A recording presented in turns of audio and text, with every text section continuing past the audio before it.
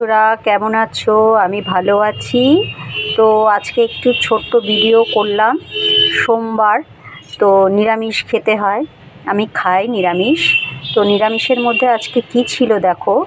সবার আগে বলি দুপুরে শুভেচ্ছা ও ভালোবাসা নিয়ে আজকের ভিডিওটা শুরু করছি। তো ভিডিওতে দেখো মিটুলি রান্না করেছি। এই মিটুলির মধ্যে শিম আছে, কুমড়ো আছে, আলু আছে, বেগুন আছে, ধনেপাতা আছে। আর তো মিটুলি, শীতের মিটুলি কত টেস্টি টেস্টি লাগে।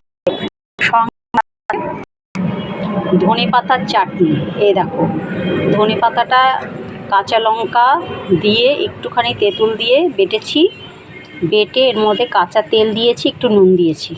এটা হচ্ছে তোমার ধনেপাতা বাটা, দেখে নাও। তারপরে আছে পনির, ফুলকপি আর পনিরের রসা।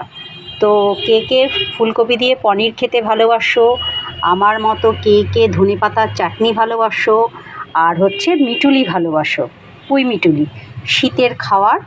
তো দেখো, আর হচ্ছে ভাতটা আর কি বলবো, ফুটছে, এখনও হয়নি। তো আজকের মতো